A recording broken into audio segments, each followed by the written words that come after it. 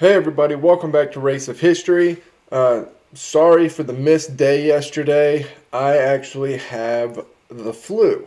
So, I've been under the weather the last day and a half or so and still don't really feel great, but I didn't want to take another day off. So, I'm going to get through this as best I can. I'm starting I'm starting Extra Histories Hunting the Bismarck. This whole series over the spy thriller, manhunt, whatever that is the British Navy going after the Bismarck. Obviously, a German ship that was in a class of its own in Europe.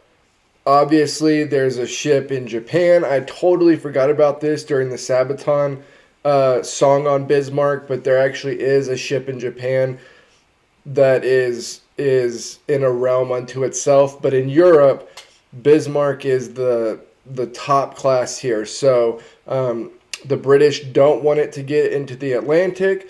The Germans are going to try to sneak it out to the Atlantic. So this is that story.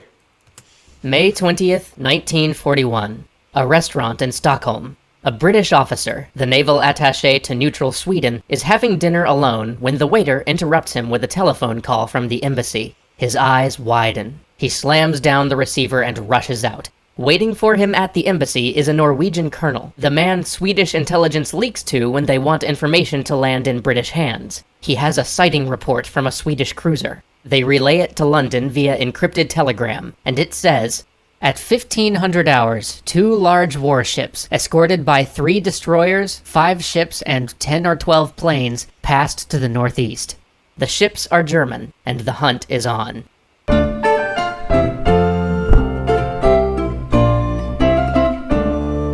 This episode is sponsored by Wargaming. Download World of Warships and use the code EXTRA1 for free goodies. Link in the description. The hunt for the Bismarck is one of the most dramatic events of World War II. It's a story of great ships clashing in frozen waters, a tale of risk-taking, heroism, and shocking loss, and the blind luck that sometimes changes history. So when Wargaming contacted us again saying that they wanted to sponsor a series of episodes on the Bismarck, we jumped on that right away. But what makes the Bismarck story interesting isn't just the ships and the battles, it's the hunt. For the Royal Navy, the biggest problem wasn't sinking the Bismarck, it was finding it. This is a detective story writ large, an international manhunt that stretched from the icy seas of the Denmark Strait to the chattering computers of Bletchley Park. It will begin with an interrupted dinner and end with the destruction of the largest battleship on Earth. Allow me to set the scene. 21st of May, early morning, a British naval base at Scapa Flow. Vice Admiral John Tovey, commander of the Home Fleet, is aboard his flagship thinking that this might finally be it. For days, German reconnaissance planes have passed above him, recording the position of his ships. Scapa Flow is a hard station, a barren rock and freezing seas, but it's also strategically crucial real estate. From their base in Scapa, Tovey's fleet guards the watery expanse that stretches between Greenland and Nazi-occupied Norway, and securing that line was the only thing keeping Britain alive. This is a crucial juncture in the war. The previous year, France had collapsed, German forces had occupied Norway and Denmark, and the Italians had entered the war on the side of its fascist ally, Germany. The Axis powers were now masters of Europe, and Britain stood alone, besieged in its own islands. As Luftwaffe raids pounded its cities, American supply convoys were the only thing keeping Britain in the fight. This was a tonnage war, measured in cargo delivered rather than ships sunk. Convoys raced through U-boat-infested waters to get Fortress Britain enough food. Yeah, so a big part of this story is the U.S. Merchant Marines, right? They were a big part of this effort to keep Britain going. And honestly, you can imagine how terrifying it would be to be in that group that's pushing through to try to keep Britain afloat, right? FDR is doing what he can domestically with things like Lend-Lease to attempt to get everything that he can to the British. But there is big domestic pressure to keep the U.S. out of the war, to curb FDR's ability to help Britain. And one of the things that the merchant marines do is they take these war goods to Britain, but they are on ships that are not armed. And so it's a very precarious situation for them. Bullets and oil to defend democracy. Tovey's nightmare was of a single ship, the Bismarck. British intelligence had been building a file on her for some time, even attending her launch in 1939 and monitoring her sea travels via air and signals intercepts. They still didn't know everything. They didn't know how fast she was, her crew complement, or what new technologies she had, but they did know that she was enormous and advanced, outfitted with both heavy armor and 15-inch guns that could sink near anything the Royal Navy could throw at it. But the British also knew that Bismarck was more than a ship. She was a political statement. Hitler had jump-started Germany's economy with public spending, including a focus on military rearmament. The Bismarck was a visible symbol of Germany's economic miracle, a nation with a 100% employment rate, provided you didn't count the Jews and the women forced out of the workplace. And at over 40,000 tons, Bismarck was also a flagrant violation of post-World War I treaties that limited the size of Germany's naval vessels. This ship celebrated the Nazi success and proclaimed their warlike intentions. This was a new Germany, an economically strong Germany that had military ambition and rejected any attempt to restrain it. But so far, this great ship was still bottled up in the Baltic, operating out of ports in northern Germany and occupied Poland. But if the Bismarck could stage a breakout, slip between Denmark and Norway, and cut north into the Atlantic, it could plunge down into the Atlantic convoys, a knife straight into Britain's supply artery. Previous German raids had proved costly, and those ships had only been a quarter the size of the Bismarck. Tovey's phone rings, a direct line from the Admiralty in London. The call passes on the Swedish Navy's sighting, but now it's corroborated with more information. A Polish source reported that the Bismarck left port 3 days ago, and a Norwegian resistance cell spotted a group of German ships passing between Norway and Denmark. Royal Air Force reconnaissance planes, they say, are currently scouring the fjords. Tovey issues an order to his fleet: refuel and stand by to sail. 13-15 hours in Norway. An RAF pilot cruising the fjords spots and photographs a large ship with a heavy cruiser nearby. Back in Scotland, an analyst confirms the silhouette while the photos are still damp from the darkroom. It's the Bismarck, probably with the heavy cruiser Prinz Eugen.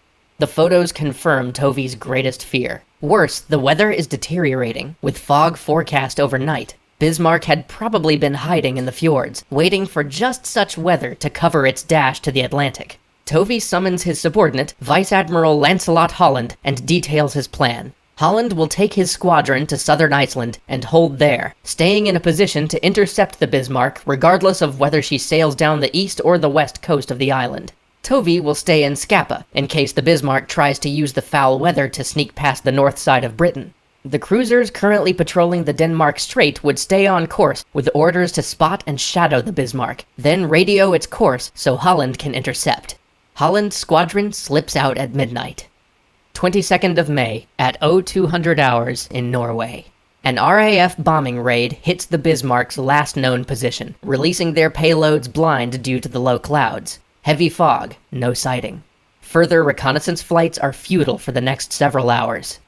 2000 hours in the Scapa flow. Admiral Tovey, who has been living next to the phone for the last 24 hours, receives a report from the Admiralty. A daring reconnaissance plane has flown low enough to break through the clouds. The Bismarck is gone. Any further reconnaissance flights are grounded due to poor weather. He orders the command to sail for Iceland immediately, hoping to fill any gaps in their screen. Yeah, so this is a manhunt, right?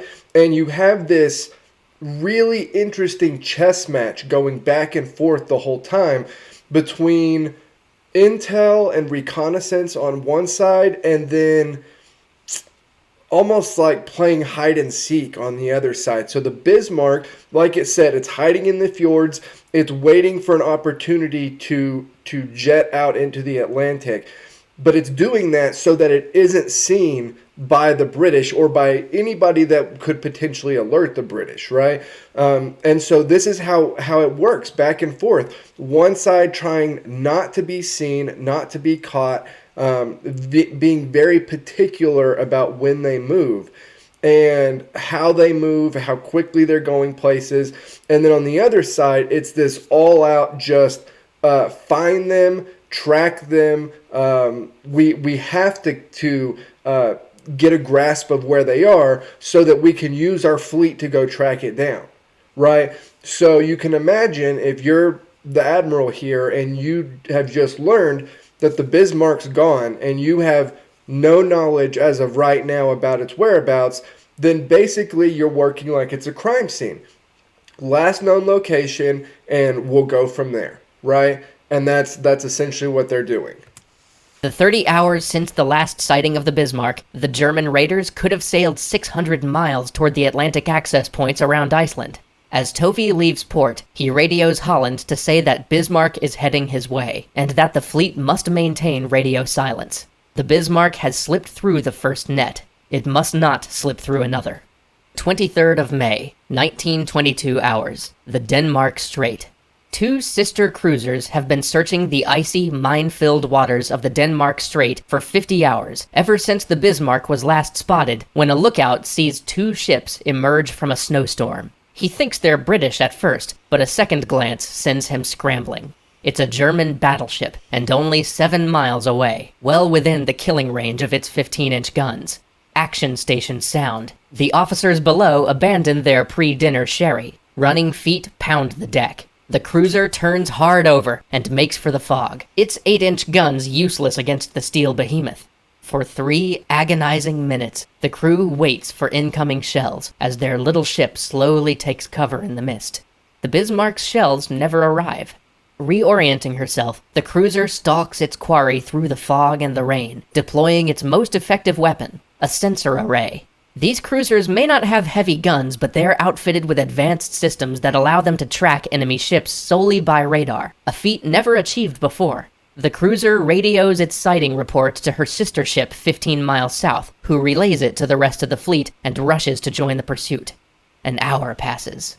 20-30 hours. So this is a huge shift, right? You go from having no idea, I mean literally no idea, where the Bismarck is. You have a general idea of where it could be heading, which is why you have ships out there looking, right?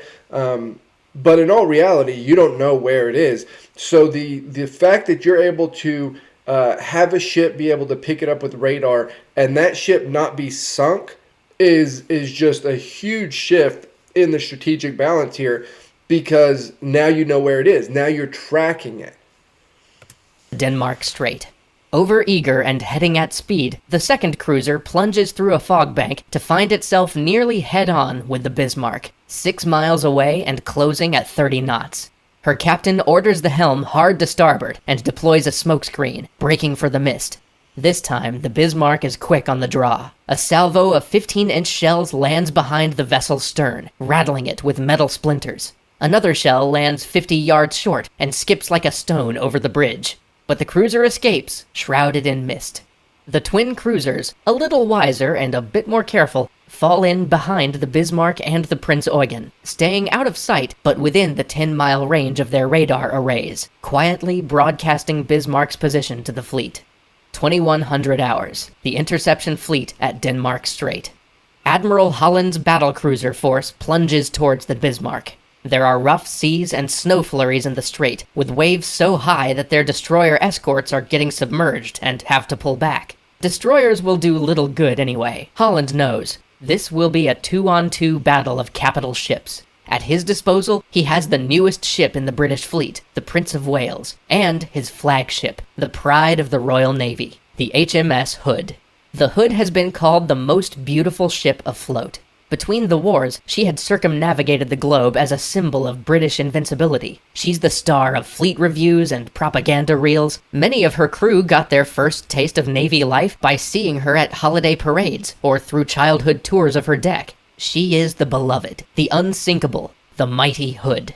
And she is steaming towards destruction. Join us next time for a clash of flagships, a wounded giant, and a 3-word order that will echo throughout naval history. Okay, so that was part 1 of Extra Histories Hunting the Bismarck series. I'm hoping that I start feeling better tomorrow and I can get back to somewhat of a normal schedule on this. But as always, like, comment, subscribe. Help me keep building the channel over here, and I will see you all next time.